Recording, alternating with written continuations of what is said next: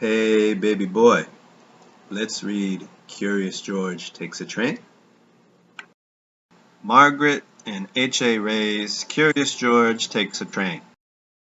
Houghton Mifflin Company, Boston. This is George. He was a good little monkey and always very curious. This morning, George and the man with the yellow hat were at the train station.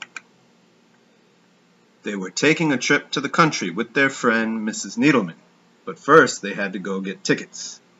Inside the station, everyone was in a hurry. People rushed to buy newspapers to read and treats to eat.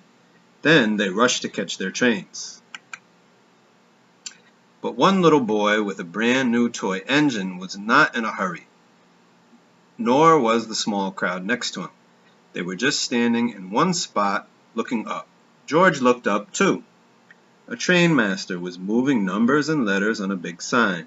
Soon the train master was called away, but his job did not look finished. George was curious. Could he help? George climbed up in a flash. Then, just like the train master, he picked a letter off the sign and put it in a different place. Next, he took the number 9 and put it near a 2. George moved more letters and more numbers. He was glad to be such a big help. "Hey!" yelled a man from below. "I can't tell when my train leaves." "What track is my train on?" asked another man.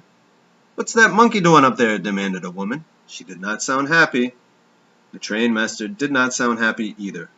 "Come down from there right now!" he hollered at George. Poor George. It's too easy for a monkey to get into trouble. But lucky for George, it's also easy for a monkey to get out of trouble. Right then the conductor shouted, "All aboard!" A group of people rushed toward the train.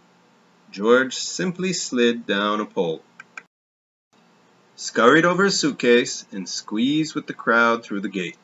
There he found the perfect hiding place for a monkey. The little boy with the toy engine also ran through the gate. "Look, Daddy," he said, "a train!" His father looked up. "Come back, son," he yelled. "That's not our train." But it was too late. The gate locked behind him. The boy began to cry. George peeked out of his hiding place.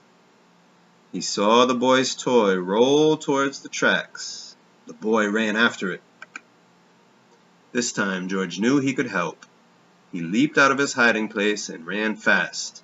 George grabbed the toy engine before the little boy came too close to the tracks. What a close call!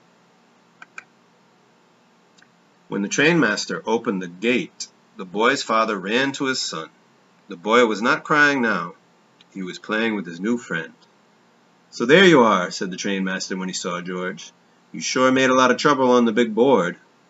"Please don't be upset with him," said the boy's father. "He saved my son." The people on the platform agreed. They had seen what had happened, and they clapped and cheered. George was a hero. Just then the man with the yellow hat arrived with Mrs. Needleman. "It's time to go, George," he said. "Here comes our train." "This is our train, too," the father said. The little boy was excited. "Can George ride with us?" he asked. That sounded like a good idea to everyone, so the train master asked the conductor to find them a special seat. And he did, right up front. The end. Bye-bye.